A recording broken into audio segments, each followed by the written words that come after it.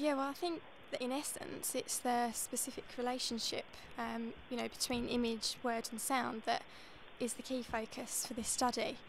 The process of how they're able to operate as separate entities, but then also how they can function together to create some degree of universal harmony or even disharmony. Exploring the ways in which combinations of words or patterns of words, notes and images can provoke thought, emit an emotional response, and even communicate some form of narrative, I think is an exciting prospect and one that has many different possibilities.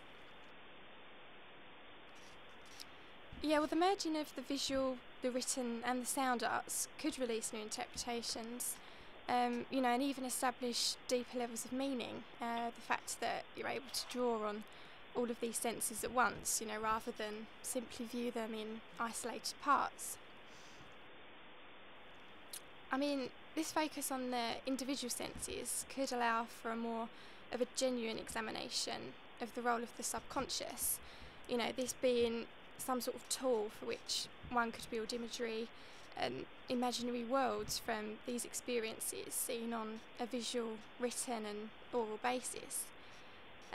The ability for this to then translate to others, to strengthen meaning and even experience, or it could even hinder it.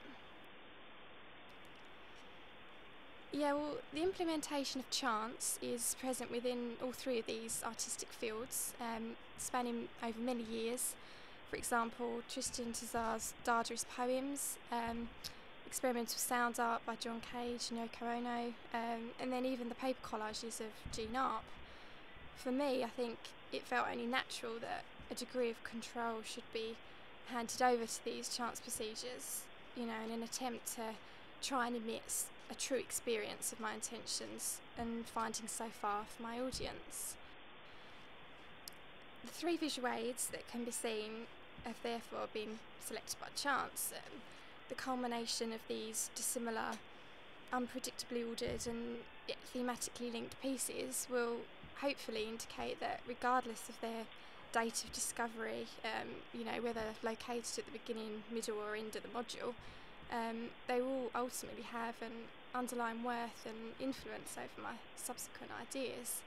Okay, so the visuals you're currently experiencing are by Valerian Marguery, Jane Harris and Tom Phillips.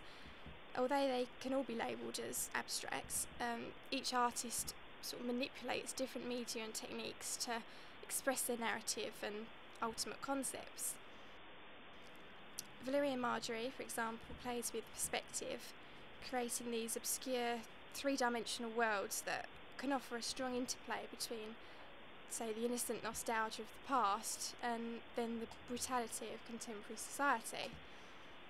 Minimal or non-existent text alongside a collage of seemingly dissimilar images are mechanisms that can challenge the viewer to engage on a critical level, as well as rely on their own interpretations. Jane Harris, she uses the conflicting positive and negative space to confront depth, dimension and the spatial constraints of the canvas upon the viewer's sense of perception. Within the overlapping and repetition of these basic shapes, Harris establishes new patterns and movement to take the eye deeper into the structure and, beyond the tangible surface. Tom Phillips explores the interplay between words and images by reworking novels, creating, a new book from an old one through omitting passages of text to leave only certain words behind and painting new imagery around them. The final result of this being like a kaleidoscopic feast of poetry and art. His mediation techniques can challenge the viewer to reconsider the previous information and help to form new interpretations and maybe even additional areas of discovery. The varied nature of these explorations and intense focus upon the relationship of creative outlets of the image, word and sound alongside critical thinking, I think will be of high value within my own experiments.